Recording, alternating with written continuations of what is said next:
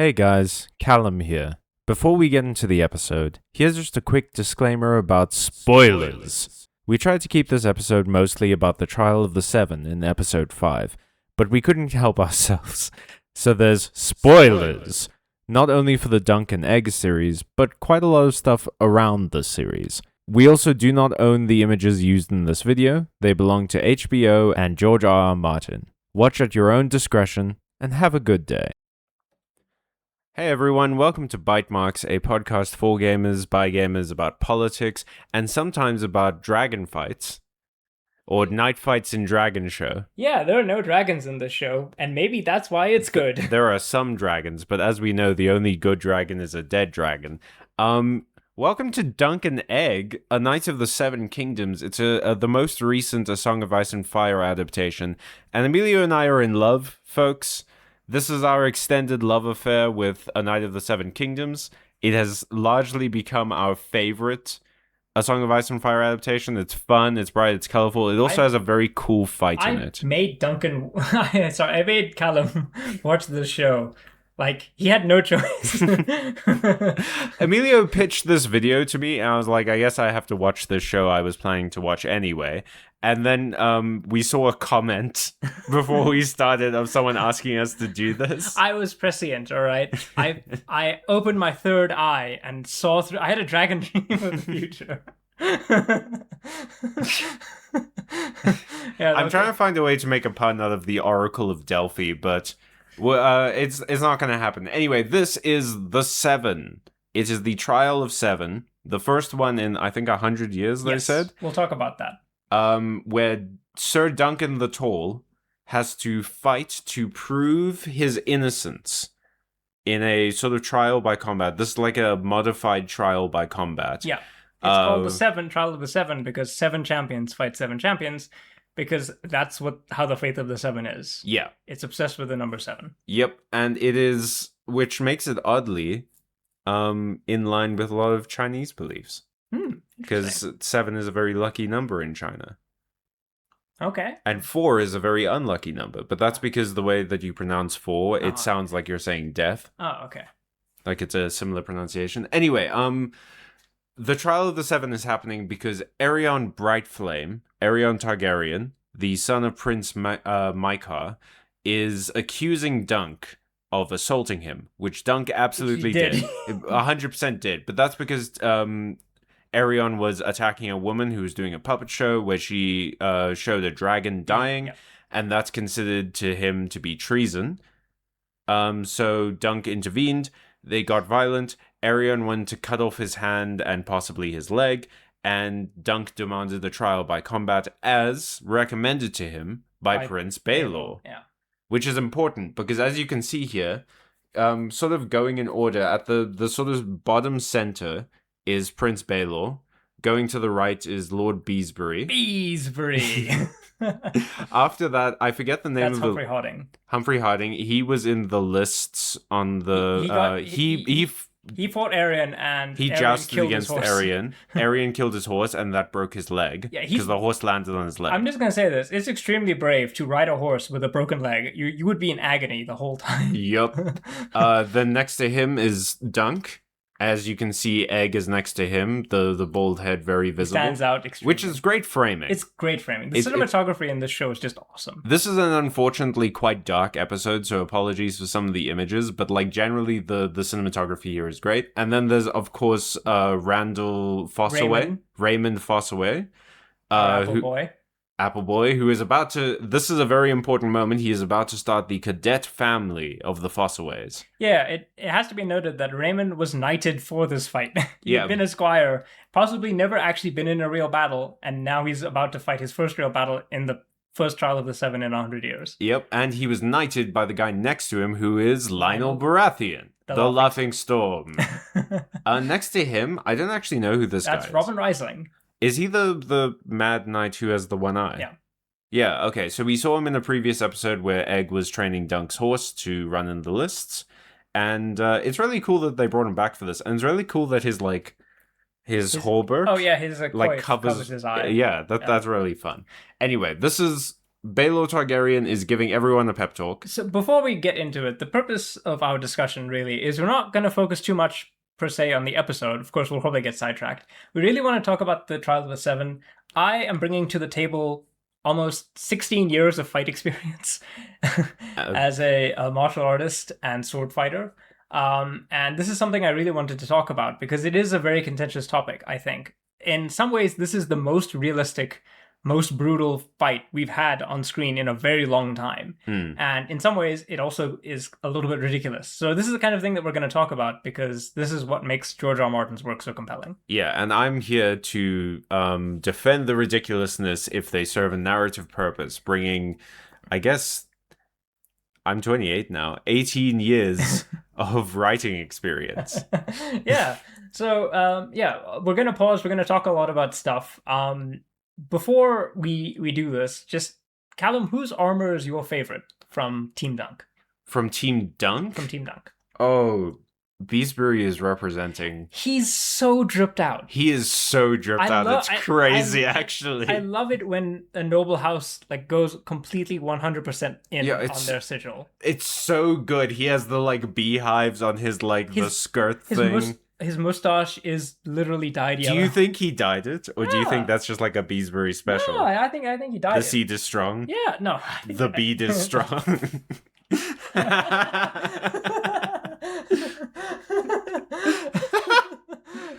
But narratively, I love that Baelor is wearing his son's armor. Yeah, that's plot relevant. I have thoughts about that. I think it's interesting because obviously it implies that Baelor wasn't planning on.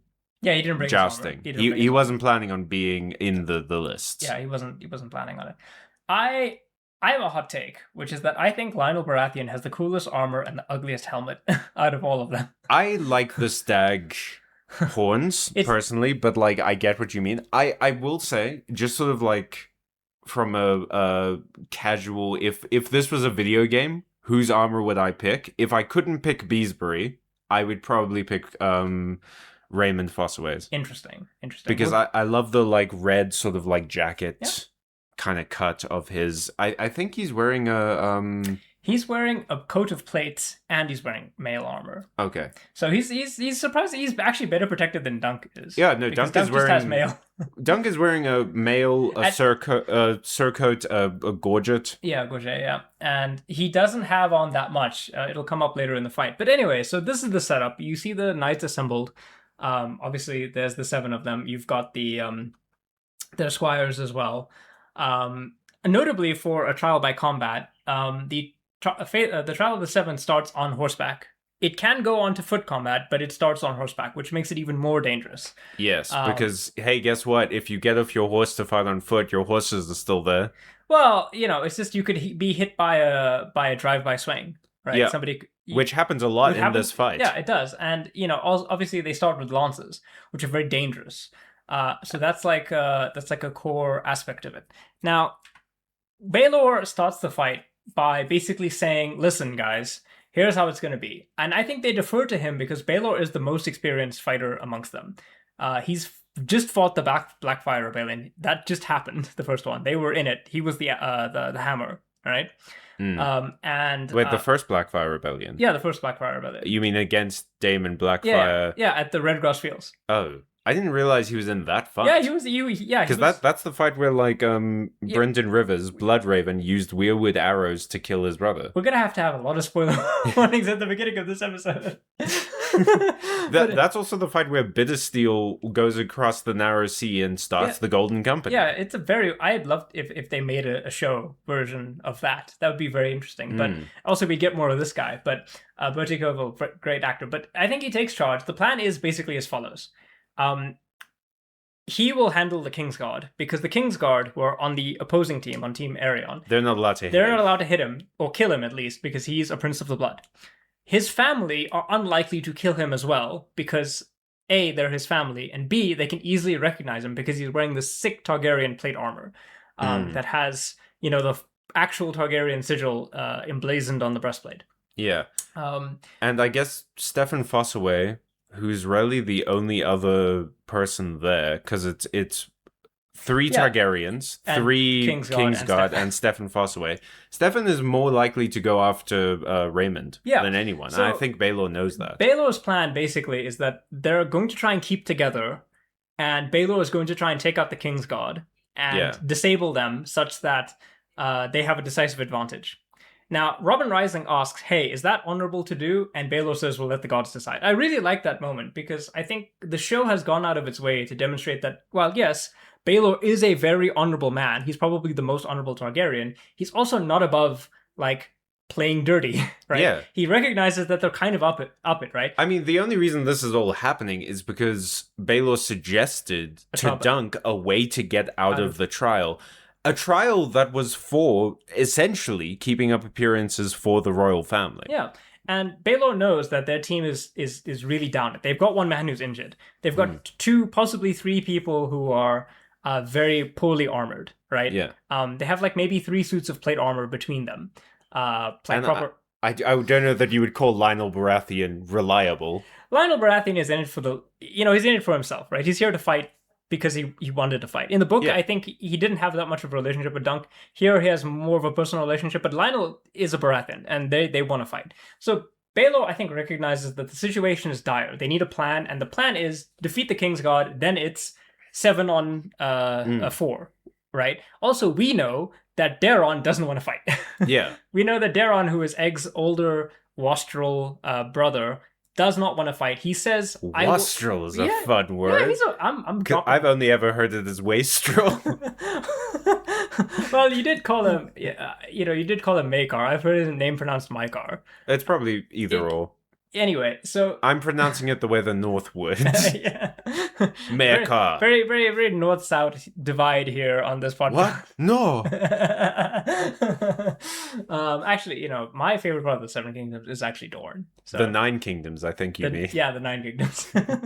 So, they're up against it. I think that it's interesting to see that element. And obviously, once it's 7 on 4, that's a much easier combination to win. But as we know, the plan goes completely wrong. So, there he is. Yeah, there he is. He does have sick on. Also, can we just, real quick, everyone's horses are so dripped out as well. Yeah, everyone. This is the one moment where Beesbury's drip does not beat Lionel Baratheon's. Yeah, the thing is, these are tournament armors, right? Historically, tournament armors are designed to be a lot more flamboyant and a lot more expressive than armors meant for war. Yeah. Partially because this is your advertising. Yeah, this is how you show off. This is how you show off. If you're in a position like Dunk, if you're a lower ranked knight, you need the lords to see you to go, hey, who's that knight in the armor that has the swan sigil, right? Yeah. I want that guy for my retinue. Yeah. So this is the way to show off. So the armor, everything is a lot more flamboyant than it normally might be. Although, again, Lionel Baratheon does have very good armor in terms of his protection. He's got a really, really nice pauldron that has the hot piece that deflects a lance away, and you'll notice that it's on his left side because that is the side where you receive the lance. Yeah, because that's where he would be holding his shield and everything. Yeah. So if the lance was just a bit up and would miss the shield, it would hit that piece. Yeah, so it's very nice. The lance would glance. The lance would glance. One problem that I do have with the show is that nobody's really wearing any folds. Folds are a part of the armor that connect basically the hip to the chest. Right, and people aren't. That's not a fold. That's a tacet. Oh, so that nobody really wears folds, and I think it's because in terms of costuming, folds are really hard to get right. Yeah. You have to actually size them to the person, or they don't work. And if you don't get the folds right, the actor can't actually move properly. Yeah. So I think something that has happened in TV is that you generally just see tacets because tacets are much easier to work with. It doesn't have to be sized uniquely to the actor. Everybody here is wearing tacets. Oh, and of course the Beesbury drip. Oof. He's got 3 beehives in his gorget. Right?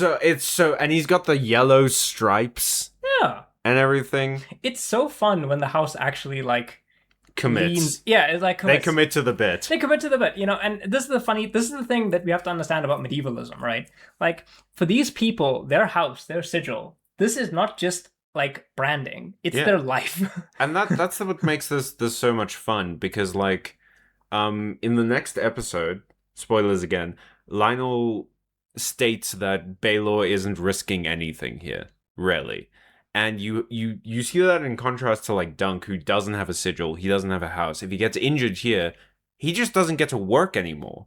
Yeah, he might be dead. Well, if he gets too injured and can't really fight anymore, there goes his livelihood. Yeah. If fucking Beesbury, who does die, if he gets injured, he can go home and just be a lord. Yeah, but he does. It is brave of him to risk something. So in the book, Humphrey Beesbury and Humphrey Harding they're called the two Humphreys, right? They are related to each other. I don't remember who, but one is married to the sister of the other. Which makes it double tragic that both of them die. Because a woman out there has lost her husband and her brother in the same go.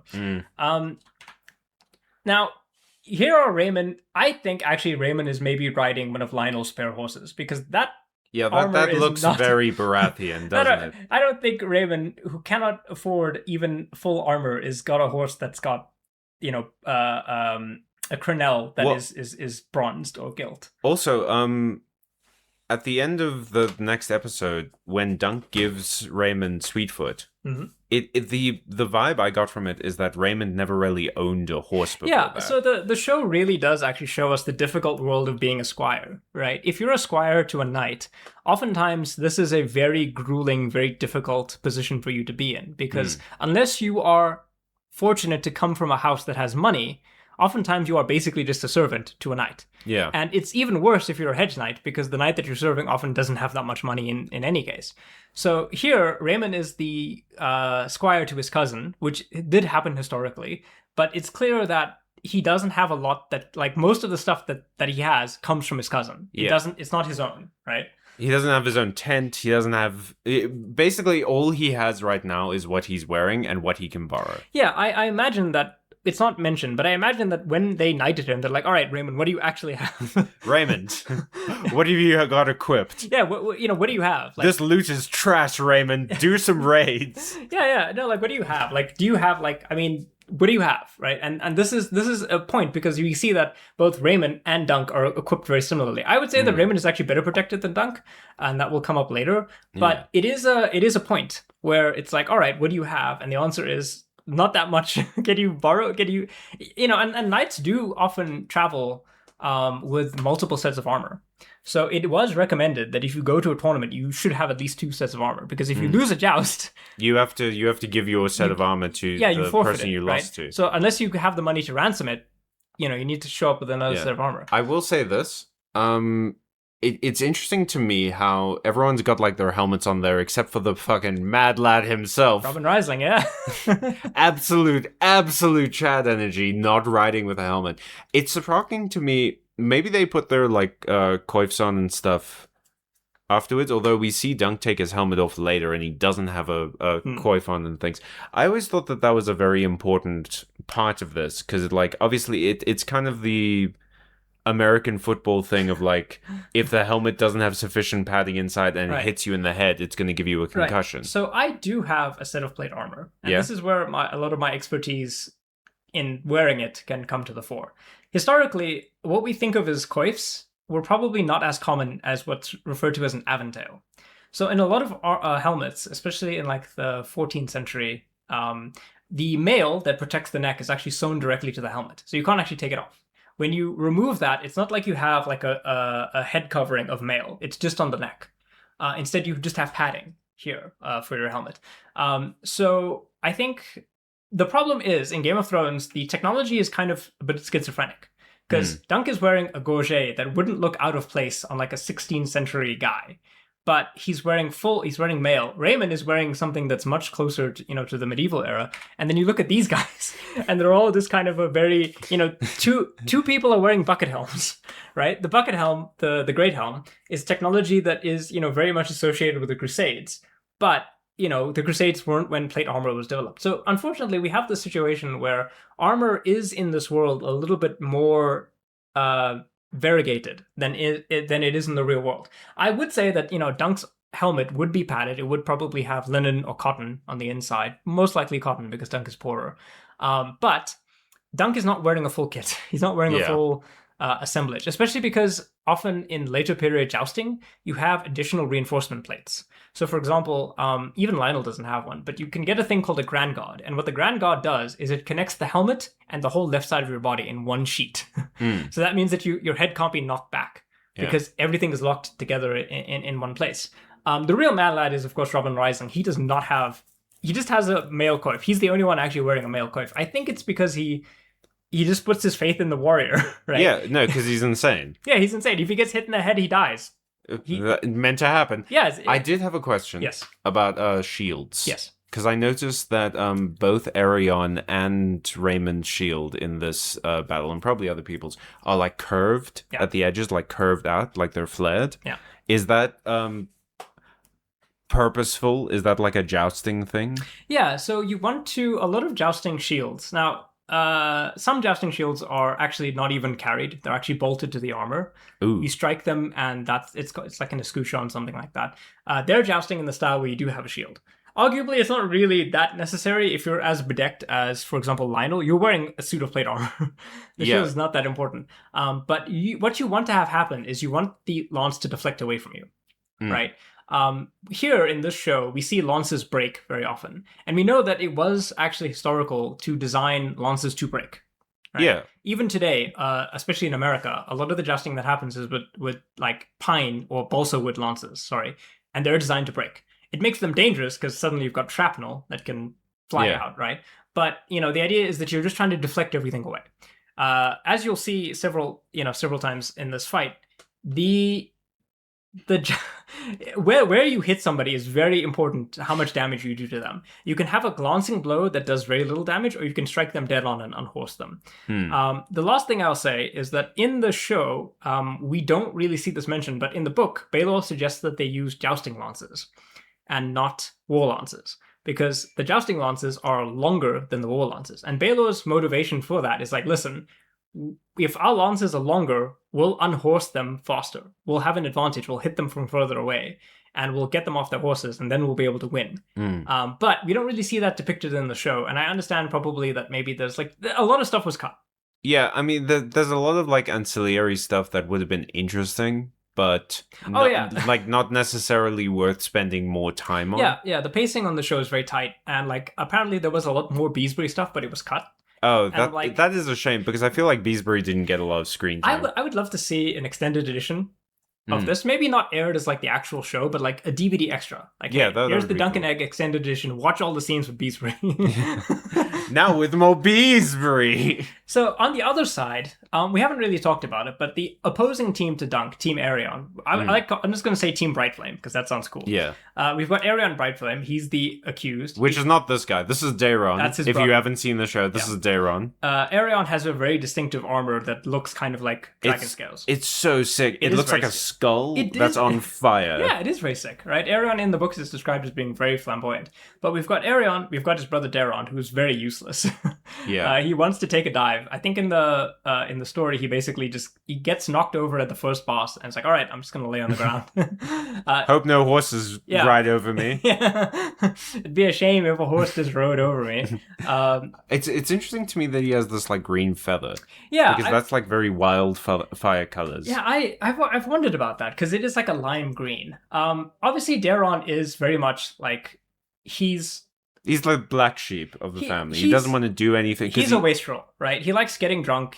Maybe he has dragon dreams. Well, the thing is, he does have dragon dreams, and that's why he likes getting drunk. Yeah, he's not interested in fighting, but it is a detail. It's like, all right, well, Now, I've heard it said that this armor is actually not his, and he borrowed this armor. Well, that's wild, because he was supposed to ride. He was supposed to ride, but like... He didn't bring any armor? Well, he doesn't have Targaryen armor, right? Yeah, but like, my point is that they have a whole retinue of Targaryen retainers that came with them. Didn't anyone think to bring the prince's son's armor? Well, he's very lackadaisical, right? About stuff. It's possible it might be there, it might not be there, because you'll notice that he's not wearing the Targaryen style armor, and it's maybe it's also a thematic point where it's like he doesn't really think of himself as a Targaryen.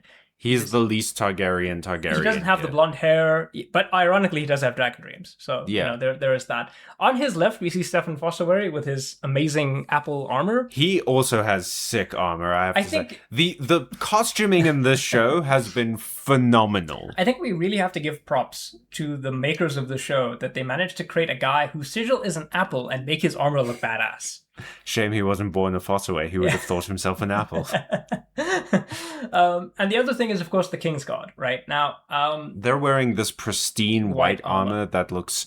It is exactly how it's described in the books. It is cool. It is cool. Well, maybe the details are off, but there is a moment, I think, in the books where it talks about like the Targaryen black with the King's Guard white, and they like come in all together.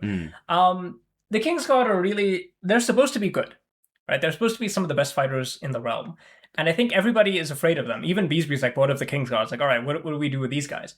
I don't think they're, it's a difficult proposition to talk about them because they are not supposed to hit any of the princes, but they could easily kill anybody else. Yeah. We also don't know, we don't get to see a lot of them in the fights. We don't. And I think that's probably on purpose because they are meant to be these sort of legendary warriors. Like the King's Guard, you have to be selected to join. You have to be invited to it. Yeah.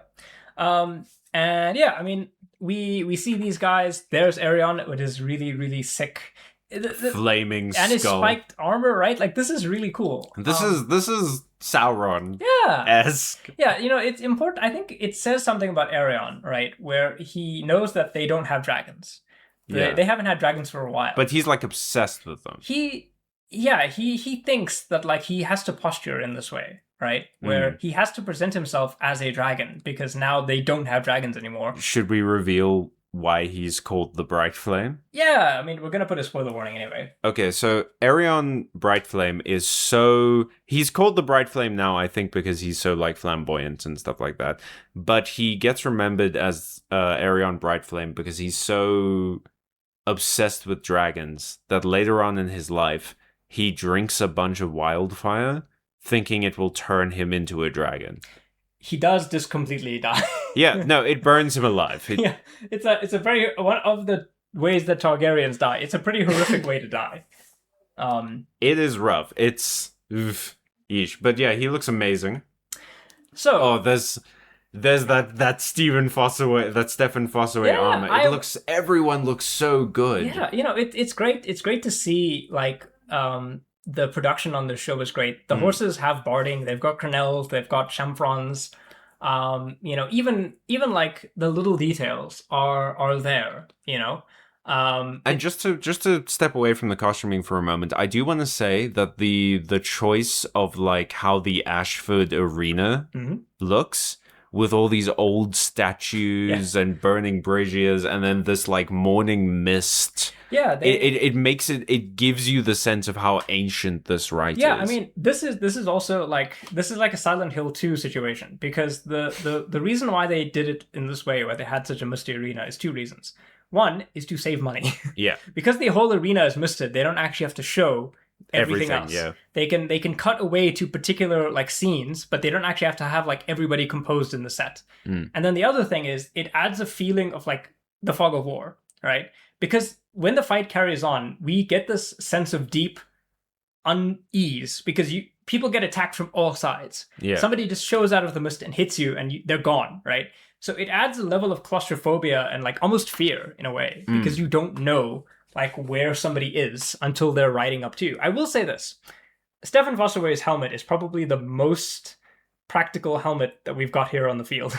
Oh, but which is wild because he came to a joust. Well, you're not supposed to be wearing practical helmets. You're supposed to be get your giant foam apple head, Stefan. He also has it on a shield, though. Yeah. I do wonder if it's meant to actually be, because like I think the Fossawaries are from the Reach. No, they are. Yeah, so I wonder if it's meant to be like, is it like actual bronze armor, or is it just because it's like a first man thing. Well, no, they wouldn't be first men if they're from Reach. Andal thing. Yeah. Like anyway, runestone bronze. Or so we do see that there are like squires on the other side. Like everybody is sort of getting ready. There's Lionel Baratheon's helmet. I really don't like it. I understand what they were going for, but I think they could have done other options. Yeah. Anyway, I like it. I like the bucket helm that we have with Raymond. And I like the sort of POV shot from inside of Dunk's helm. I heard that, when they were making the show, they really wanted to give you a sense of like what Dunk can see. And looking out from this perspective, you get what I'm saying about like you can't see diddly. Yeah, no, this is so great because it's so easy to forget in these like medieval shows how limited helmets actually make your visibility. Yeah, so I have a type of helmet which is called a hound skull. No D, hound skull. Yeah, it's the one that looks kind of like a plague doctor mask. Yeah, it has a very beaked front. The point of that helmet is to deflect things away from the face. Yeah. So if you shoot arrows at me, hopefully it deflects away from my face before actually hitting it. The problem with that helmet is I can really only see very little in front of me. Your peripheries are shot. It's a heavy helmet. I can't hear anything because I'm very heavily padded. I've got on a lot of extra stuff. So it's a heavy helmet, and I actually want to lift my visor up. I need to expose my face if I want to have better vision, better breathing. I mean, later on, we see, speaking of lifting visor, that Arion lifts his visor up because I don't think that his helmet also could give you a lot of visibility. No, you don't have a lot of visibility. You don't have a lot of breathing. Like it's great to see it. Also, they start with all their helmets on. They take this seriously. There's nobody who has a helmet doesn't wear one except for Rising, but he's mad. Rising is the only one who's having this fun with it. Yeah, no. Rising, I think. Although, how many people did you think had to talk Lionel into wearing his helmet when he saw Rising wasn't wearing one? I think a lot because he probably was like, I want to do what he's doing. No, I think he's the stag, right? Yeah. It's the Baratheon stag. He's got to be known for that. Now, the first major pause that happens is basically Baelor's plan goes immediately awry. Yeah. Instead of him being able to handle the Kingsguard, he and Maekar basically become entangled, and Dunk and Arion pass each other. In the first pass of the attack of the trial,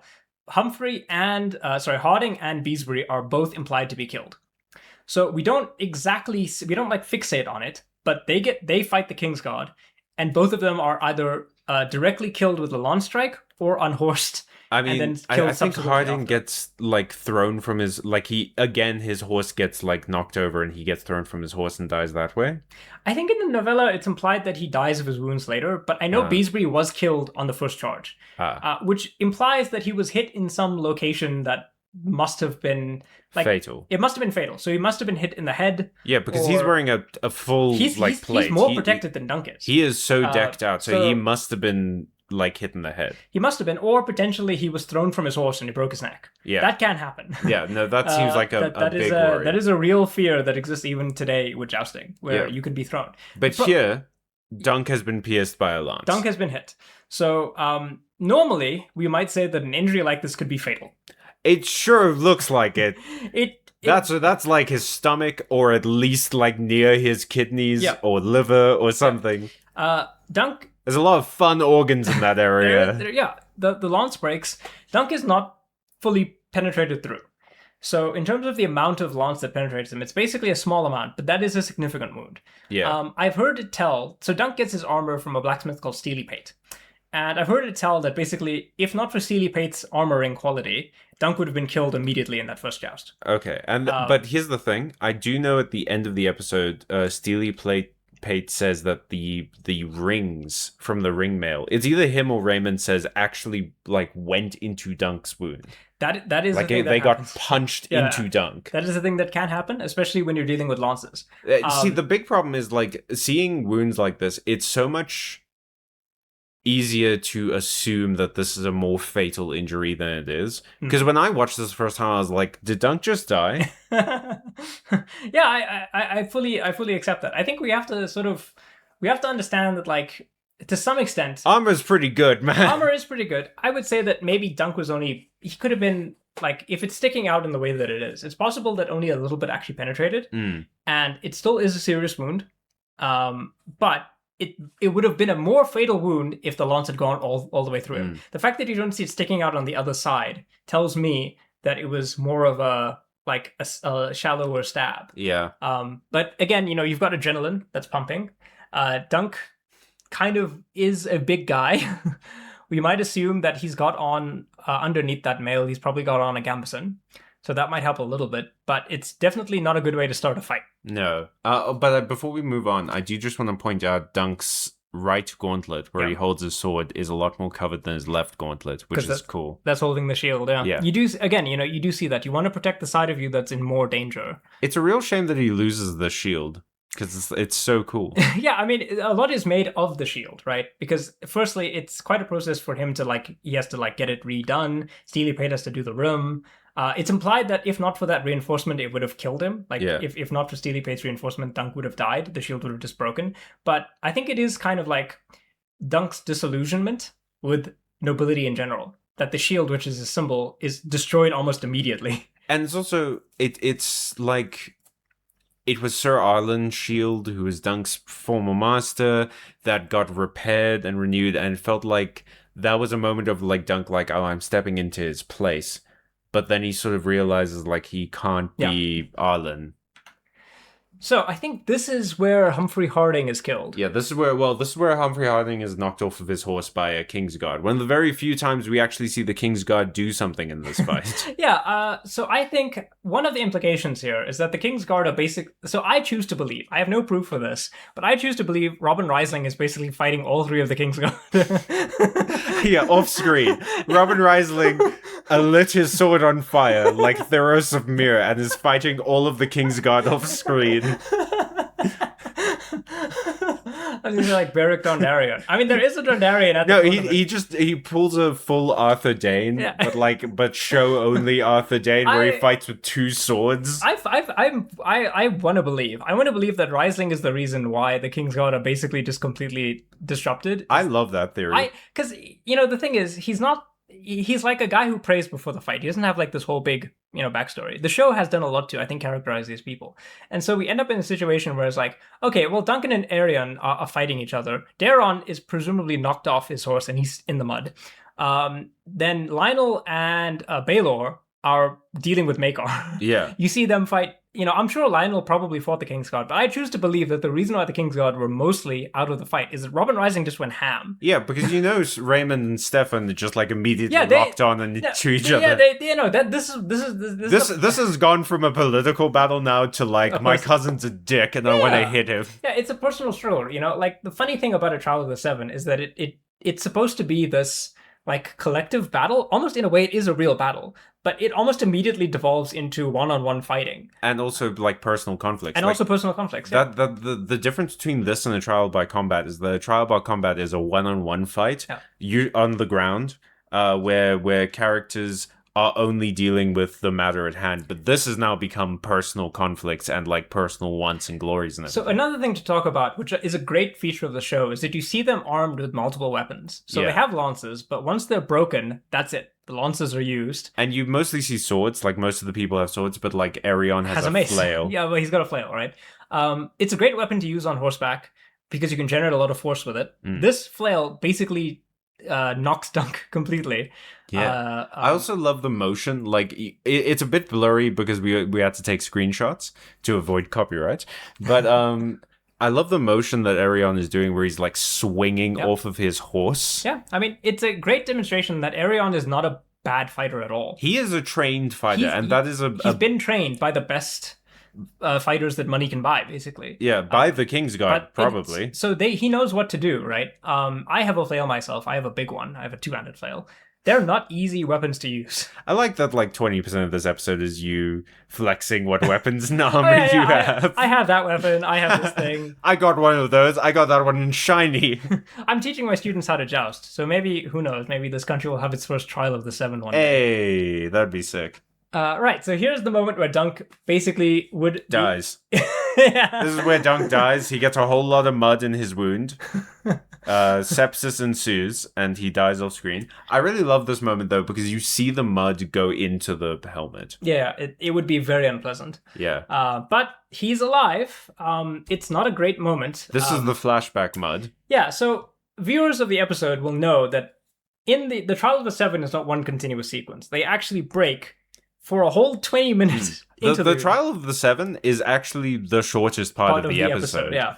The longest part is Dunk's backstory, where it shows him his life in Flea Bottom and how he meets Arlen and everything. And Arlen has this great moment. He has a bunch of great moments in this episode, actually, where he sings in Dothraki. And he wins a drunken sword fight against 2 gold clerks. Yeah. He, in this moment, tells Dunk to get up. And that's what, like... That also becomes a very important theme in this episode, with Egg telling Dunk to get up, with Arlen telling Dunk to get up, and eventually with Dunk telling Baelor to get up at the end. Yeah, everybody's like, you have to be persistent, you've got to keep going. I do want to ask, though, so it's been a theory that I've seen floating around that basically Dunk dies. There's like a moment where Dunk is fully keeled over, his helmet's over, and it sort of comes up, but this is the first manifestation of it. Dunk dies, and the Seven bring him back to life. And that's like a miracle. I don't really like that theory, because the Seven they've never really shown any overt like magical capacity. And I like the idea that no, Dunk is just on adrenaline. He's just concussed, probably. Here's the thing, right? Because like A Song of Ice and Fire has so many gods in it that are real. The old gods are real. They're a hive mind, basically, but they're real. The Lord of Light is real. So many of the gods in this property are actually real, and you can argue about, like, well, what if they're not actually gods, but, like, you know, if it walks like a magic god... is real. If it walks like a god and it quacks like a god, it might as well be. But, like, the Seven have never really been shown, like you say, to have any sort of, like, bearing on the world, and I kind of prefer them to not be real, so narratively. I will say this. The last trial of the Seven was with Maegor the Cruel. And famously, it was extremely bloody.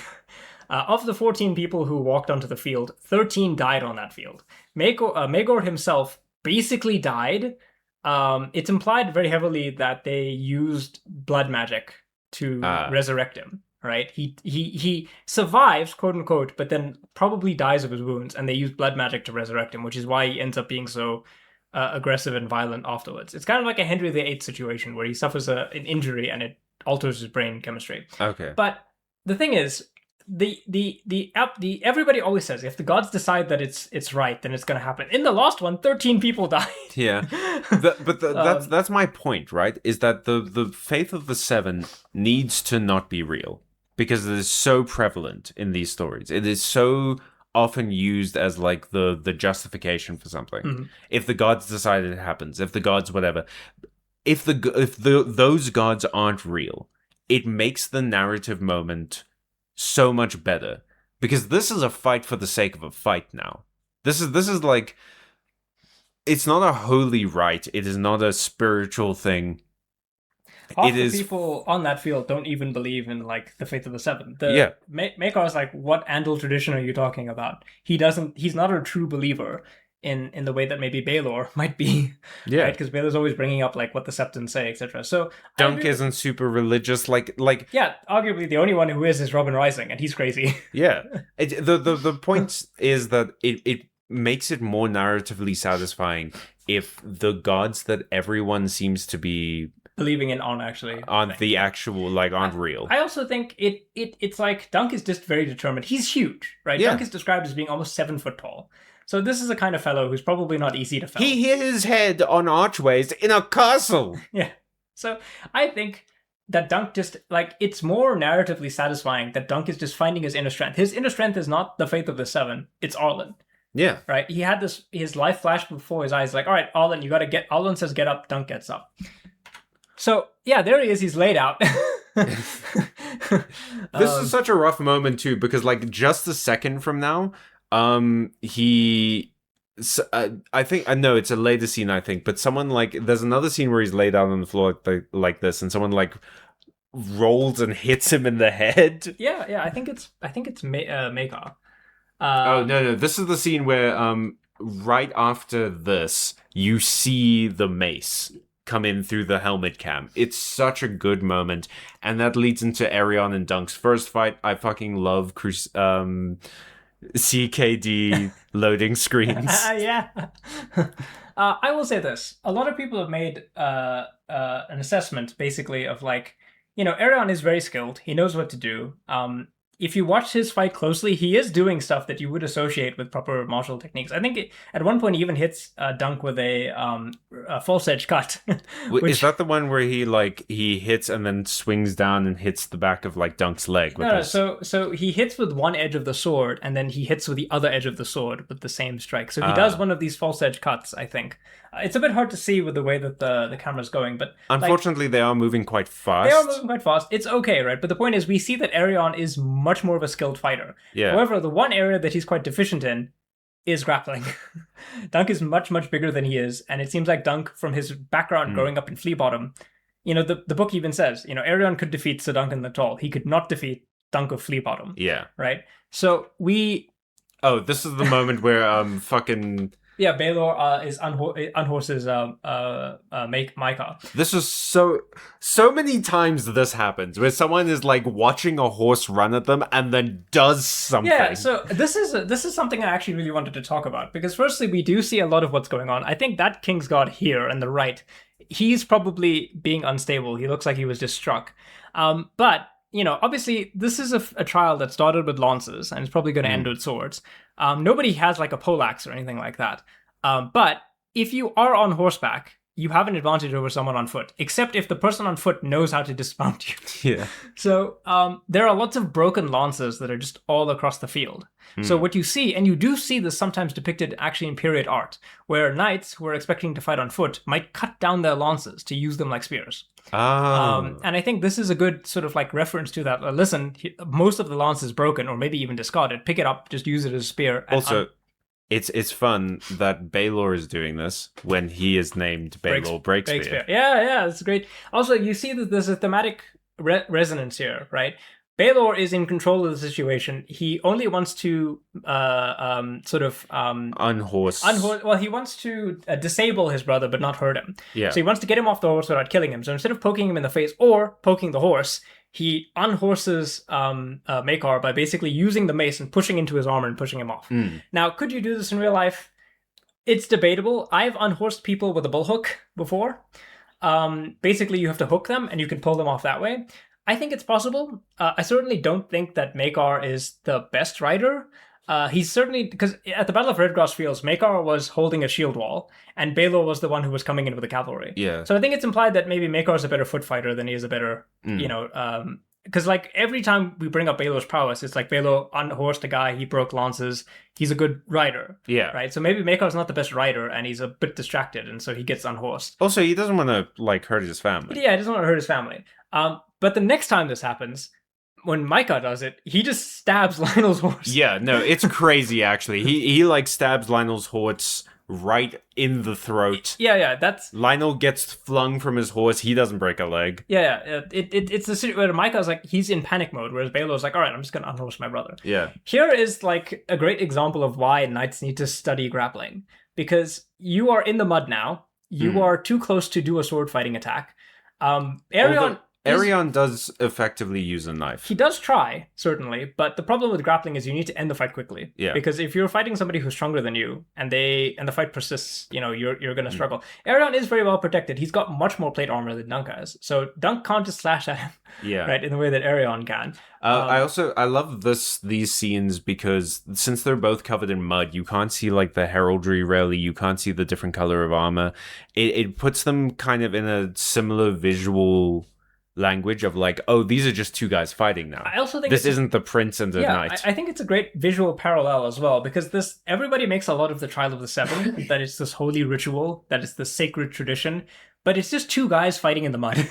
Yeah, it's just this immediately bloody, visceral. Yeah. It's not a glamorous sword fight with like pirouettes and shining blades and noble steeds. Contrast this to the previous episode where, the Game of Thrones theme song is playing, Baelor rides in.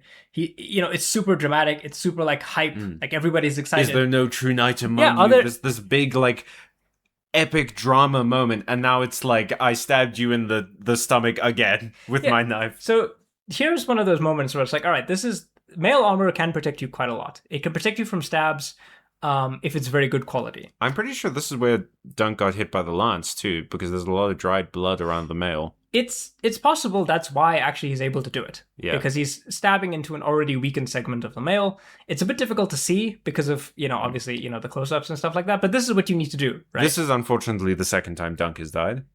Because now he has a lot of mud and blood and a knife deep into his body. Well, you know what we say, right? I repeat this to my students, is that the winner of the knife fight is the guy who dies in the ambulance, not on the field. Yeah. So, Dunk, again, this is also not a thematic parallel, because Magor didn't die on the field of the Seven, but he did die afterwards, after they declared that he was the winner. So, yeah, this is the moment where our boy Raymond comes in to save Dunk from dying. Oh, it's so good. This is also a great... Is Raymond using a mace? No, he's got a sword. Okay, because he hits Arion flat on with that sword. Yeah. And Arion, flies off of Dunk, but there's no blood or anything. It shows the different quality of their armor, where Arion can be got a clean hit in on a horse. He can be struck basically by Raymond on a horse, and it just dazes him. It doesn't really. Yeah, but Dunk one hit with a lance and suddenly it's pierced his armor. Yep. One hit with a knife and he's bleeding. Yeah. This is what I said earlier about there being no fall. So if you look at basically where Arion's leg is, you see there's a big gap between where the top of his leg armor is and where the bottom of his chest armor is. Yeah. In real armor, that would be covered by a piece called a fold. And that's fairly hard to get through. But obviously, folds are hard to make, so you don't see it often. But, again, it could also be a matter of choice. Maybe Arion was only expecting to joust. Oh, but you don't see any guy on the show wearing folds. True. That's just like a stylistic thing. Fair. But anyway, so this is the moment that saves Dunk, because Arion is about to stab that dagger into his face, and that would basically be this is the point where Arion's dagger is trapped in Dunk's hand, right? Yeah. Now, what I do like about this is that we see Raymond hits Arion and starts riding, and then immediately gets decked. You can see the broken lance of Stefan Fossaway, the other end of the lance up in the air above Raymond. Yeah, and can you imagine the stunt coordination for this? This must have been insane to do. Well, I think one of the reasons why it's great to have all these guys in helmets is that you can have the riders who are the stuntmen, right? You don't have to put your Dunk, who doesn't have much fighting experience, in make him get hit. So it's great that they do that, because the stuntmen can, and obviously they are very blessed to have very good to have such great riders that can do this kind of thing. I saw the way that they would do it. Right, they would have these breakaway lances that be very close. It was shot it was shot really, really well. But I will say this. So a lot of people have made that Raymond's equipment is not that good. I will say that his equipment is better than Dunk's, because he's wearing a coat of plates. That's plates. That's actual metal plates, right? Some coats of plates were even fully hardened. So they give you a comparable level of protection to a cuirass. So he's got much more protection than a lot of these guys. He doesn't have a gorget though. He does. His is just covered in fabric. But that gives you that would not be easy to penetrate with a lance, right? Not as protective as a cuirass, but still way better than just mail. So he just a bit underneath full plate. Yeah, I would say that Brigandine, I have Brigandine as well. I would say that Brigandine is very, very effective, but it's not as effective as plate armor. I'd say it's 3/4 of the way there. Yeah. It's a cheaper thing. That's kind of an interesting parallel there, because Raymond is also a squire prior to this, and he's supposedly on the same level as Dunk. But look at the difference in their I mean, the Fossawaries clearly did give Raymond stuff. They didn't just give him nothing. Yeah, he's clearly very well trained. Yeah, I mean, he takes the hit. He doesn't get unhorsed, which is amazing. But the thing that we see here is that Raymond cared more about getting Arion off Dunk than he did himself, because he takes the hit. About getting Arion off. He could have avoided the hit, right? But he needed to stop Arion, and so he was if Dunk dies, the trial's over. It doesn't matter if the rest of them die. But he cares about him as a friend as well. So I care more about Dunk than I do Raymond is the best. He's awesome. I love Raymond so much. But here on the right, you see Robin Rising. I was about to say the mad lad himself. He is fighting the King's Guards. You were right. No, my full tinfoil. The gods themselves could not convince me of this. Robin Rising was soloing 3 King's Guards, and we can't see the guy on the left there, so it has to be Robin Rising again. He's in multiple places on the map. Yeah, he did. What's that Naruto He did his thing? Alt. He did the clone jutsu, the shadow clone. Yeah, the shadow. No, I think that's Lionel Baratheon. The Kage Bunshin no Jutsu. I think that's Lionel Baratheon. But the point is, I think Robert Rising, he's just a beast, right? He's just a beast. He just knows what to do, right? And there's I have to say, even though this is the darkest color palette wise episode of the show, and I've been praising the show for having a bright color palette, which a lot of A Song of Ice and Fire adaptations don't have. This mist effect is so good for this, because like here's Dunk dealing with his issue, pulling a knife out of his hand. You just see like figures in the background. There's the horse running, there's the fallen over statue. This looks like the perfect intersection of the romanticized view of knighthood and the reality of it. It's also callback because it's his left hand, the hand that doesn't have the gauntlet. Yes. That is the one that gets stabbed. You know, again, his that's shield hand, yeah. His shield hand broke, so it's like that's where he gets stabbed. You know, if he had a gauntlet on his other hand, maybe he wouldn't have been stabbed there. And also, he would have lost a hand had he not done this trial. Right, so after Dunk basically gets up, there's more scenes of him and Arion fighting. They, again, sorry for the a bit of the blurriness, but basically what you see here is that I think that guy on the left, I think that's Harding. Yeah, no, you can see Harding's sigil and there's there. a King's Guard there. I'm not sure who's in the background. It could be Riesling. It could be... I do want to bring out a point here. I took this shot specifically because you see Egg looking, and this is kind of the view from the stands. But in this moment, earlier, where Dunk got stabbed and everything, you see Egg wince. How the hell did Egg see Dunk get stabbed when Arion was on top of him? Maybe Egg's got like superhuman target. He has dragon eyes. He's got dragon. Yeah. This moment, even though it's very blurry, this is a moment where Arion like blocks a blow from Dunk, and you can see him twisting there. He actually twists around and hits the back of Dunk's leg with his sword. Again. In a very too quick to see moment. Yeah, I think Arion would have been trained probably by a combination of like traditional Westerosi knights, but some of his moves, his like sword is not a longsword, it's a very slender weapon. It might be like a Bravosi weapon. Oh, maybe which sort of like lends into my eyes like, all right, so maybe there's like elements of like Dornish other culture coming into the court, which is wild because like the Blackfires escaped to Essos, to Essos and well, okay, you said Dornish. It could be Dornish as well. I mean, Daemon the Good, who's the current king, is known, like, the biggest thing he did is he brought Dorne into the fold So by marrying a Dornish woman. Because the Dornish, they don't fight like the Westerosi do, at least not all of them. Right? No, because they're the Rhoynar. Yeah, right? Some of them are like more Andal, and some of them are more Rhoynar, and some of them are Maids. They're a kind of fusion culture. Yeah, it's super interesting, but you know, it's a nice detail. You see them fighting. Again, it's very muddy. The footing is very off.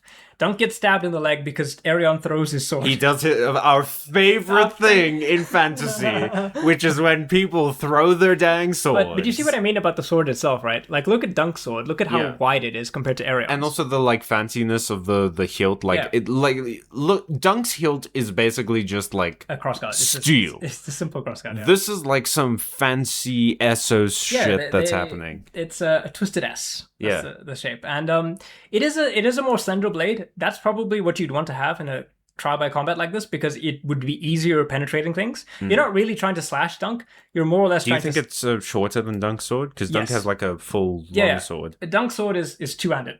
Yeah. That is a one-handed sword. Oh, does Dunk have a bastard sword, do you think? Something about that, yeah. Hey, well, we know the symbolism of that.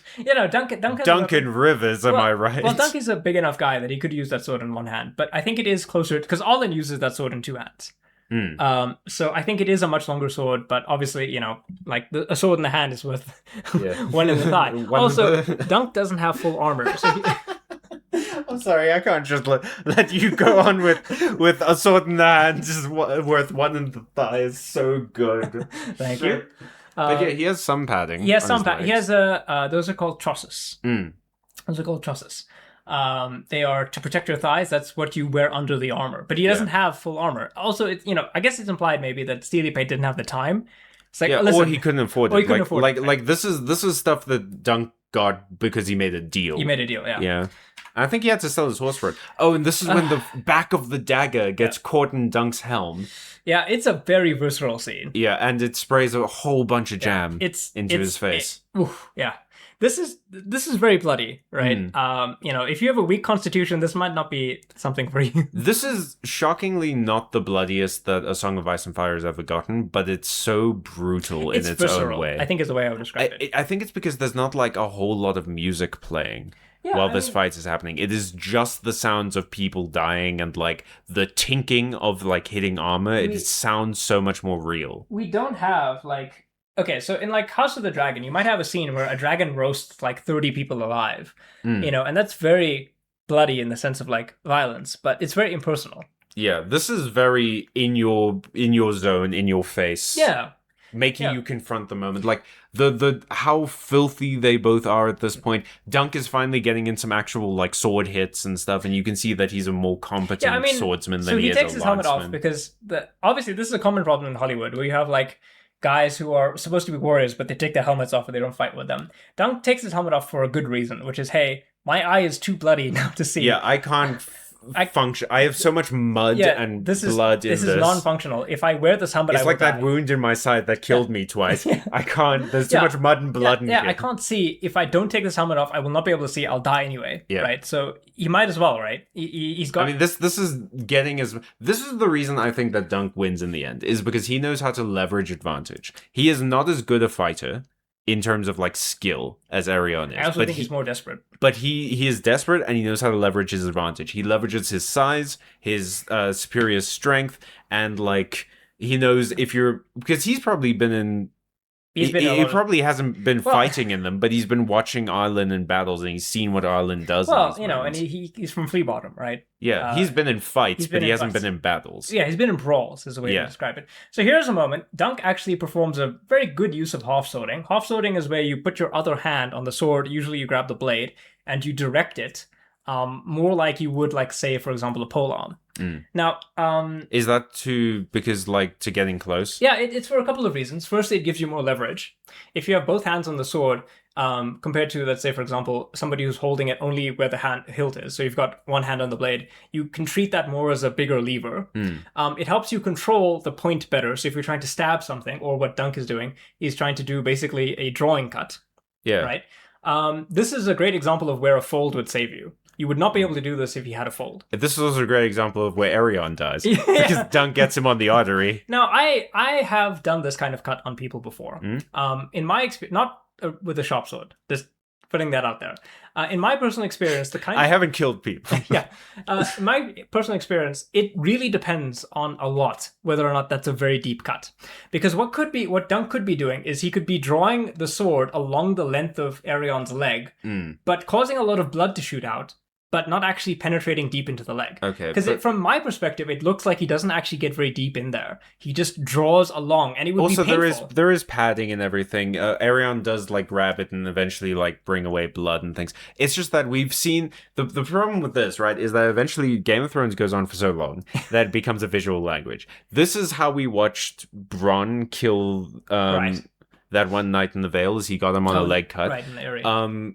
Who's the guy in season 1 that Tyrion loves, the Night Watch guy? Yowen. I think so. Yoren.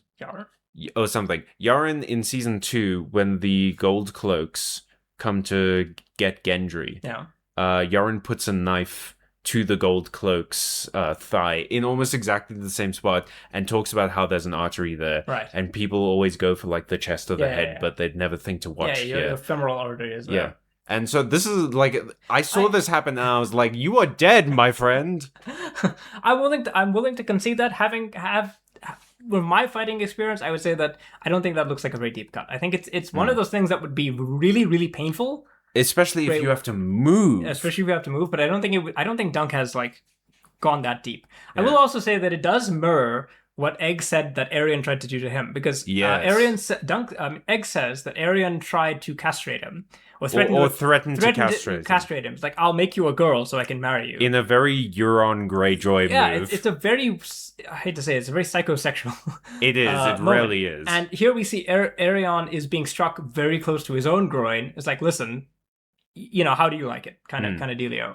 And it's interesting though, because like from the way that Dunk is holding the sword, right? Like he's clearly right-handed. He grabs the end of the sword with his other hand, but he gets Arion on his right thigh. So that means that through the half swording, he would have to turn the sword around quickly and then slash. Well, it's got 2 edges. But like seeing that, I know, but he would have to turn the sword around because he's clearly holding the hilt on the one side. Well, you can. So if he's holding the sword sort of you can release your grip.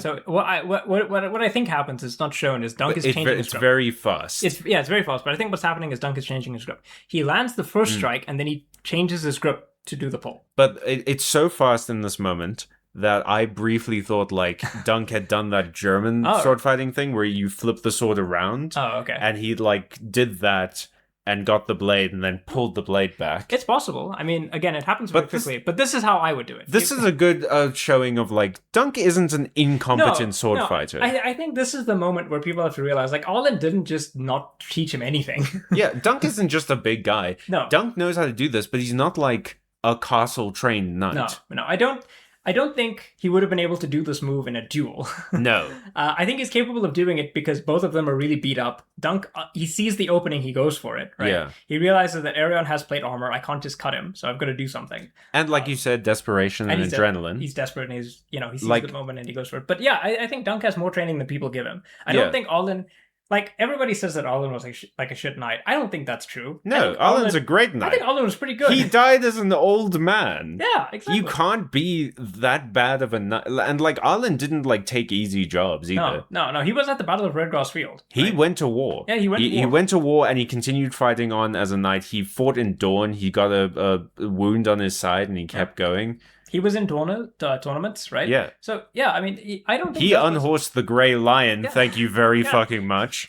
It's not that like and broke four lancers against Breakspear. Yeah, no, I don't think he's bad. I just think he's not like technically proficient because there are other things he could have done. Right. He also doesn't have a lot of experience in like fighting with armor and stuff like that because he was a squire. Because what Dunk could have done actually is he could have ended the fight right here after he did that half sword. Yeah, he could have swept Arian's leg and then bring the sword down on Arian's neck. Which is a thing that you can do. Basically, you sweep, you kick, and then you bring it down and you stab him. But I don't think Dunk is actually trying to kill Arion here. I think also he's not like thinking like look at his posture, right? Like he is holding on. Yeah, he's and this is where he sits down. This is where he has a cheeky sit. Yeah, he's not doing great, right? His eye is completely swollen over. You're not seeing anything with that eye. It's busted. And this is where he has a nap. Yeah, this is where he dies. The third time Dunk dies. Yeah. There's a great moment where Dexter Ansel, who plays Egg, he's just like shouting. He's like, "Where did this come from?"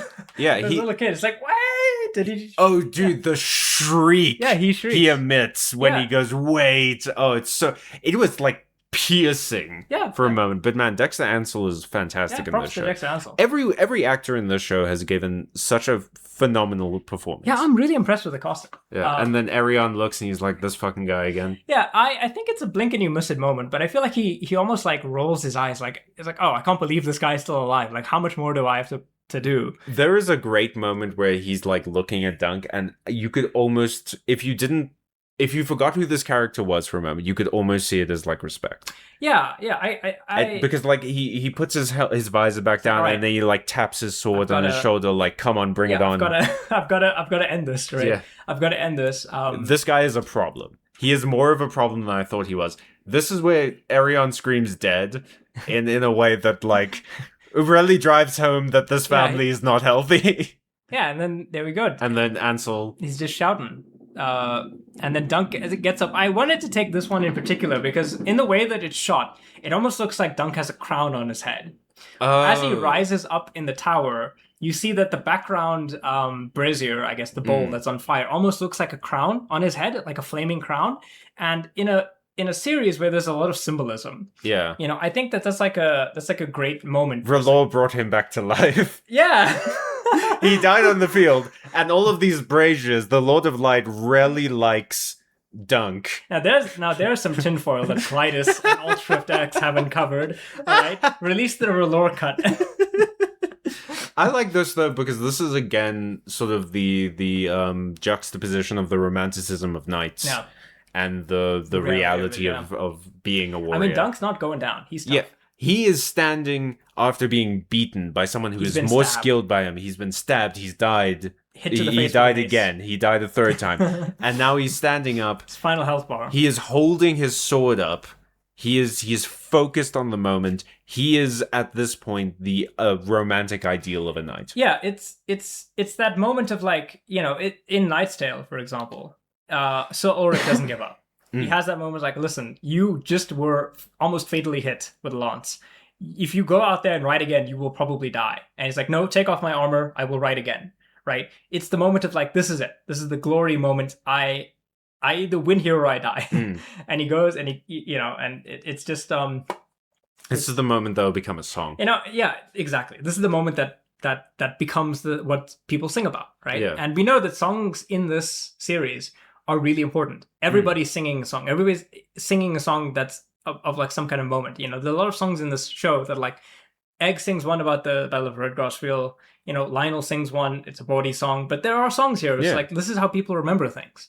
They sing a song. Arlen sings a lot. Yeah, Arlen sings He sings a few songs. It just... a thought just came into my head. So if Glidus and Altschrift are like the Westerosi lords, you and I would be like the Associ like sellsword. No, I was gonna say, I thought you were gonna go in a very different direction. You were gonna be like, we're like Hot Pie and Lomi. No, we're like the peasants. I think if we had to fight our trial of the seven, we would beat them. I don't think that that's true. I think we would. Do you? I mean, I don't know what their physical prowess is like. You have taught me a little bit of sword fighting. I have defeated 6 people in hand-to-hand You combat. would defeat them. I would be there for moral support and to wear dripped-out Beesbury armor. That would be my whole reason for fighting. I would say, let me say this, Callum. You would look amazing with a yellow mustache. Oh, yeah. I should. Oh, okay, then let's be associates because then I can go Tyrosh. Yeah. Then you can do the diet beard. Isn't it implied that that's what that is? It's a Tyroshi fashion. That's Tyroshi fashion, is they dye their beard various colors. So Dunk, basically, he's on his last health bar. He just wails on this dude. He decides that, like... Yes. The reason I took this screenshot specifically is because it's a very hard moment to capture, but this is just after Arion's sword glances off of Dunk's gorget. Yeah, that, armor does work. It's really good, folks. Arion tries a slash, which he shouldn't do. He should have tried to stab Dunk in the face. Yeah. But maybe he's panicked. Maybe he's tired. He doesn't have the energy or the wherewithal. He tries a slash. It fails. I mean, they're both, like, stumbling around. When Arion picked his sword up earlier, he, fell to his knee to pick it up. I think that Dunk probably has more stamina than he does. And this is the situation in a sword fight. Because the one thing that games get right about sword fighting is you do have a stamina bar. Yeah. And it is depleting. And when it goes to 0, you are in big trouble, my guy. Mm-hmm. And I think Dunk has just a little bit more left in the tank. I think he realizes that his only hope is to grapple. Yeah. So he comes in close. Arion does his hit. Dunk armor deflects it. And then... Dunk grabs that shield, baby. He pulls a Tyrion. And then Dunk basically pushes over Arion and starts pummeling him. It is amazing how... If I had a nickel for how many times people hit someone else with a shield in the show and it was really effective, I would have 2 nickels. Well, I wanted to bring this up because I think it's really interesting that Dunk, the weapon that ultimately brings Arion to heal, is the shield. Oh, because Dunk's shield is broken and so important to him. Yeah, and he takes the shield, but also it's like a symbol of Dunk did this to defend somebody. Yeah. So the shield is the thing that is protector of the realm. Exactly. So Dunk defended Tansel, and that's why he's in this situation. And it's a shield that is ultimately the thing that brings Arion to heal. The visual symbolism is so good because this could be entirely practical. Yeah, this could be literally just like if we had him hit Arion with a sword, Arion could have died. Yeah, he doesn't. He doesn't want that to happen. But we can read into it so much because all of the symbolism is there. Yeah, you can make the connection that Dunk only wins when he picks up the shield and puts down the sword. Because he was not trying to... He didn't do this to kill somebody. He did this to defend somebody. And when he picks up the shield, that's when he's like, well, I'm going to beat this guy. Also, I guess, maybe it was a bad idea not to have a secondary weapon. Because Arion had a flail and he had a sword. Yeah. Maybe what they should have had is Dunk should have picked up an axe or a mace or something. But I think that implies that Arion is more prepared for this because he has the money. I guess he is, right? Dunk is using a sword that he stole from a dead man. Yeah, that's true. He's using armor that he had to sell a horse to get. And then after the shield, Dunk starts wailing on Arion. He lifts up his visor, starts punching him, and the cuts are crazy because like it goes punch, cut away, punch.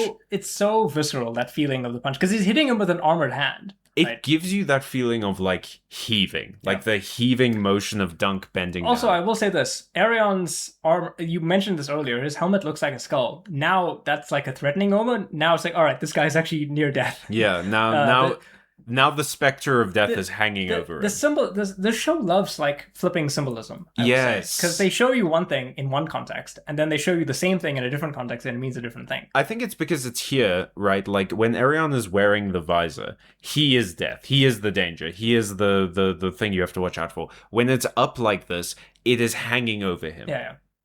And Dunk is watching everyone else fight. There's Raymond and Stefan.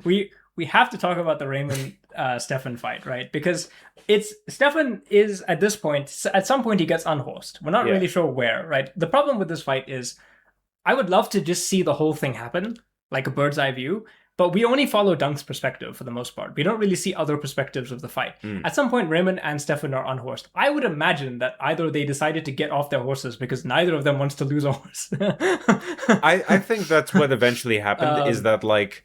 you know what probably happened?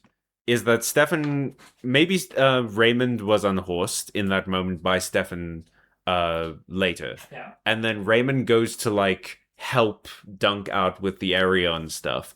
But Stefan got unhorsed at some point or got off of his horse and then ran and met Raymond in the field. Well, yeah, it's like it's on site for these guys. Again, Raymond is supposed to be this unequipped fellow, but he actually completely... He has Stefan's number, right? He is beating this man. He knocks him over. It is so satisfying too, because like we saw Stefan just give Raymond the business in like the first episode. Yeah, in the training. I guess it also implies that like when there's something actually to fight for that like changes your character. Oh, for right? sure. Stefan had no reason. Raymond had no reason to fight in the yard. He didn't want to be bullied by his cousin. Yeah, but he has no reason to fight. Now he's fighting for an actual cause, and maybe like he's fighting better. He has been given a knighthood. He has been given a friend. Yeah. He is here to defend someone. Maybe also the fact that he's less encumbered makes him lighter on his feet. Oh, that could be. He's not wearing full plate armor, so maybe Raymond is lighter on his feet, and so he's better able to like move. I also like that you see like the fancy lads, losing to the low armored jocks. Yeah, I mean. The show is very clear with the idea that like your warrior spirit, your heart of the cards, does warrior spirit works. Yeah, that's also an anime. Yeah. It's implied here that like when you're fighting, your inner Ozaru. Yeah, exactly. When the cause is just, the gods intervene, right? And so here's what's happening. I am the light that shines in the universe. And this is the dramatic moment. This is Micah, Yoka?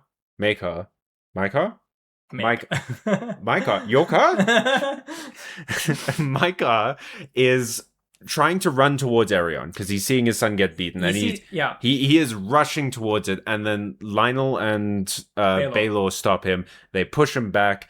Baylor is behind Micah at this point while Micah is fighting Lionel sort of one-on-one, and then Balon gets at him with a sword. Micah turns around, swings his mace. Yeah, so at this moment, I think Micah thinks that Arion is about to be killed. And he has lost control. Even though, like, it's interesting because, like, he didn't know that Daron was going to take a dive. Yeah. So for all he thinks, oh, shoot, Daron was also killed. Daron he's been knocked off his horse and he's not gotten up. So Micah might think, oh, Daron is also now dead. I've lost one son already. I can't lose another one. And so his dad instincts, basically go into overdrive. And and also Lionel says earlier, like, listen, there's this moment at the beginning where Lionel's like, listen, mother loved you best, right? Yeah. He says, no man fights as hard as one who is neglected by his mother. And so Micah has been neglected by his mother. He's not. Which is such a fun way to start this episode because we get the whole story about Dunk and his mom. Yeah. And guess who fights the hardest? Yeah, exactly. And so it's like, well, Micah thinks his son is about to die. He's not acting properly. He's not acting like how he should. Correctly. He is not taking the precautions. He's not rationally behaving around his cousin. He's sort of flailing around, but kind of like an animal. His brother. It's not. And the moment that is possibly the fatal blow, it could have been another blow earlier, but we're not really sure. But it's very heavily speculated, implied. It feels like this would be. Why would they show it to us otherwise? And it's nice that they don't even fixate on it. The blow that kills the Prince of the Realm. It was just a blow. It was just a hit in a fight. I have seen people speculate that Lionel is very dismissive of this whole situation, because if Micah had swiped the other way, that blow would have been on his head. Yeah. And that blow could have killed him. Right? So it is interesting to see that, Micah just reacted. He just swung whichever way to get space, and he swings. Speaking of Lionel's dismissiveness, do you think that is a Jaime Lannister-esque coping method? Of I have no control, so I have to play everything off as a joke. Yeah, I think so. I think the Baratheons are. This is gonna get me in trouble. I think they have a streak of nihilism. Yep. That undercurrent, underwrites whatever they do. And also not being very emotionally honest. No, right. Obviously, when Robert has a thing that he cares about it. But at the same time, the stuff that he cares about can also kill him. Yeah. I think there is this undercurrent of Baratheon recklessness in the face of danger, which can, to some extent, read as they don't actually think, they live this vivacious, extravagant life because they also don't really think they're doing the whole Viking thing of if I die gloriously, it was a death worth having. Raymond is still fighting Stefan. Yep. I think you can see, I think that's Baelor. It could be behind over Dunk's shoulder, and he's staggering from the mace. But this is such a great moment of Dunk is dragging Aerion away from the fight. So I saw the behind the scenes on this. So initially, Peter Claffey, who plays Dunk, he wanted to try dragging Aerion, for real. But he couldn't do it because Aerion's armor kept getting dragged in the mud, kept getting stuck in the mud. So what's actually happening is on his left foot there are a bunch of wires. That are pulling him forward through the mud. That's crazy. Yeah, I mean, it's a fun effect, right? Because Peter Claff is I'll just drag him. And it's I can't drag him. He's getting stuck. Yep. So they have powerful wires that are basically pulling him through. But I kind of like this because it's Dunk is I can't win this. I can't stop this from happening with fighting. So he removes himself and Aerion from the fighting to get Aerion to yield where it matters. He didn't want to kill him, I don't think. I don't think his approach, Dunk, generally speaking, I don't think wants to kill people. I think he's leaving sort of what we were talking about, the brutal reality of the situation and trying to move back into his viewpoint of what a knight should be. It's the chivalric thing to do. Because he could easily kill Aerion. I don't think anybody would go, "Hey, Dunk, what you did was dishonorable." This is the one time it would be legal. Yeah, Aerion stabbed you 3 times. Yeah, you could stab him once, but he forces him to yield. Because that's the whole conceit of this show, and I do think that is Baelor, because he's taking a knee. Which is he is, and he's got a sword. Yeah, that's Baelor. And he's wearing black armor. It can only be him. This is such a great shot. Oh, this is so good. it must have been me when I tell Emilio a joke. Or me when I want to play a horror game, and it's reversed. I'm forcing Callum. This has to become a new reaction image on the Discord for sure. It's great. But this is where he says yield, and man, Aerion milks this. You can see it physically pains him to give up in this moment. He can't. He's probably would be painful for him to say that. Too arrogant. Yeah. It is the moment where it's all right, well, this is actually, maybe where the legend of Sir Duncan starts. Because this is a legendary act, but it's also a legendary moment of knighthood. Yeah. And this is the moment where the legend of... Oh, this scene is so... First of all, I want to just shout out the fucking ornate detail of that helmet. Yeah, it's great. The scales and everything, the wing. It's a nice barboot. Although I think for jousting it's very unsafe because the front of your face is open. But this is such a rough scene with Baelor because he even says my visor is stuck. Yeah, it's the first clue that something is wrong. And it's my fingers feel like wood. Feel like wood, and then he's not doing great. He's not doing great. Doing great. Obviously, this is the blow. A blow was struck with a mace. Yeah. We think we saw the one that did actually kill Baelor. But Baelor is such a good guy that his last actual word is, my brother's mace most likely. He's strong. And he says it in a way that's like, oh, my brother's the coolest. He's so strong. He's so strong, right? Because the thing is, his helmet was like stuck into the gorget, and it makes you wonder, right? Had they left the helmet on, would he have been alive? No, I think it would have been a... But I know, obviously, eventually he would have died anyway. But like, it probably is a concern for Pate, who's on the left there, and Raymond, who is on the right. It probably, these two in this moment, they're the ones who removed the helmet. They are thinking, like, even if just in the back of their minds, we're the ones that killed the prince. Yeah, maybe we should have kept it in. I think Baelor was dead either way. I think... No, this was a death sentence, for sure. He either dies now, or he dies 10 minutes from now. He Magors. Yeah, he Magors, right? Again, another thematic parallel, right? Arguably, the champion of this whole situation is the guy who dies out of the list. Yeah.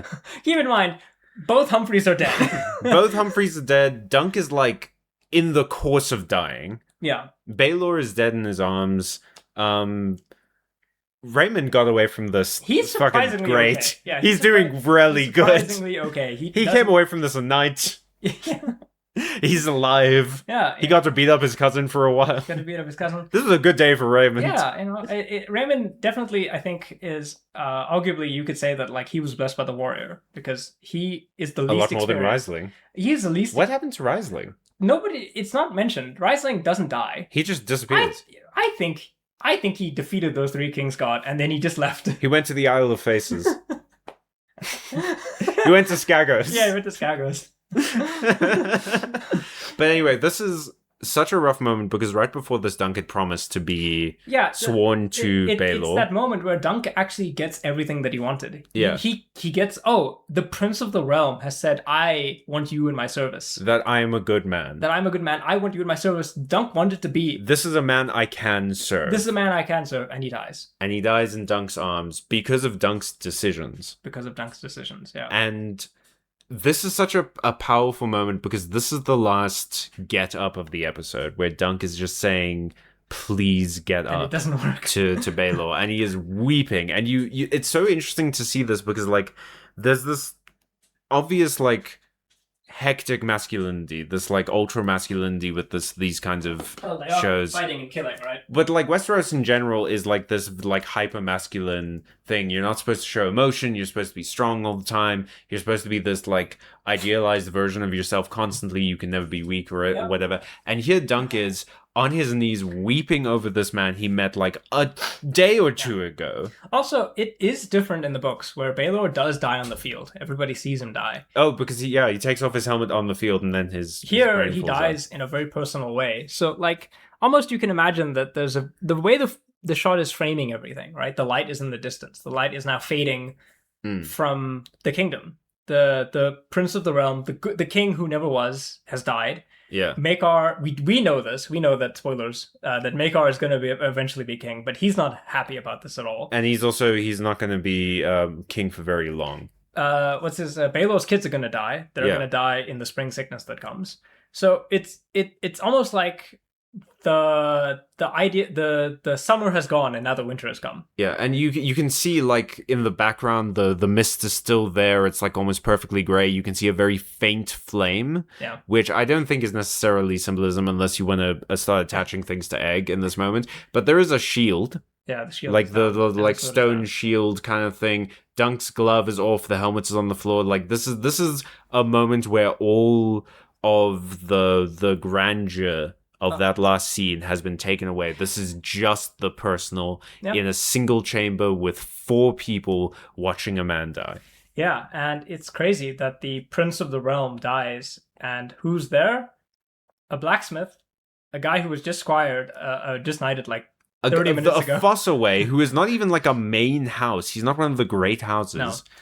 A random hedge knight and his nephew.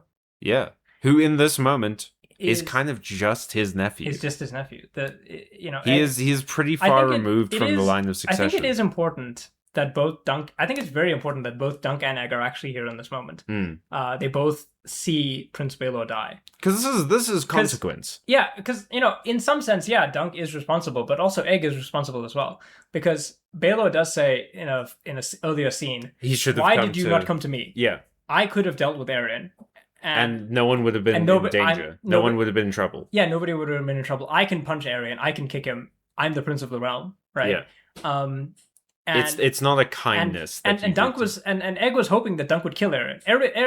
Egg is always hoping that Dunk will kill Arian. Egg tries to kill Arian in the next episode. Yeah, he does.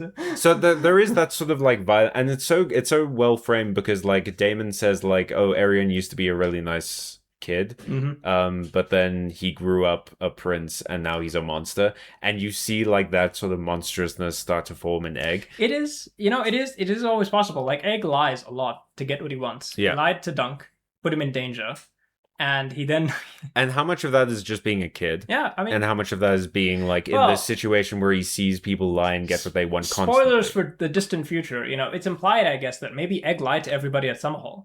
Like, maybe he didn't tell them what he was actually trying to do. Yeah. And that's why it all goes so wrong. Yeah. But, I'm not going to get into the next thing I was going to say because it's very long. Anyway, this point in this moment is about consequence. And that has always been sort of the crux of A Song of Ice and Fire. Is that, like, this isn't the climax of the season. This is the penultimate episode. No, but it's the narrative climax of the season. I guess so, yeah. No, the narrative climax is dealing with it. Is Egg leaving with Dunk? It's the high point, and then there's the denouement. Yeah, fair. Tension. Fair. You make a good point. But this is a moment that encapsulates perfectly sort of the conceit of A Song of Ice and Fire and the conceit of the Dunk and Egg stories, which is that grandeur is fine. These big, wonderful moments of romanticized knighthood are great. But there are consequences. The consequence to this great battle that becomes a song that the peasantry tell each other that inspires so much hope. The consequence to that is that we lose a prince that would have been a phenomenal king. Probably the best Targaryen king. Right? We don't know. We'll never know. People accuse Martin of being very cynical. And I think there is a current of cynicism to his work. But he's always been obsessed with like it's bad now, but it gets good later on.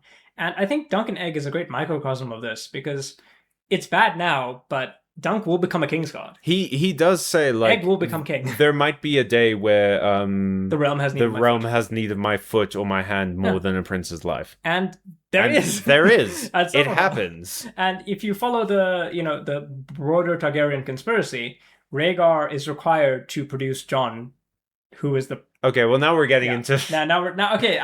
I think this is an amazing show. Yes. We've spoiled it to high. I think ultimately this show is so good at taking a complex series of symbols and lore and everything and condensing it into 6 half-an-hour episodes of just wonderful joy. It's awesome. I love it so much. And we should fight a Song of Ice and Fire YouTube Trial of the Seven. Let us know in the comments below who's on your team. Create a clash. Yeah. But we fully kill each other. Yeah. We get all the YouTubers who do A Song of Ice and Fire content, and we like fight a Trial of the Seven. Like Hills Alive, Glidus, Alt Shift X, or Alt Swift X, sorry, Preston Jacobs, David Lightbringer. We could definitely get all up at least 14. We could get 14 guys. And it depends if you and I count as one team. Oh, well, I'm gonna say this, the viewers at home can agree with me. I would be the knight, you would be the squire. Yep. I think that's what I agree with that. I think that's what would happen. For sure. Yeah. I'll do the fighting, you just bring me the lance. I'll pet your horse a lot. Yeah. All right, so thanks everybody for watching. This has been, I actually have no idea how long the recording is. We can check.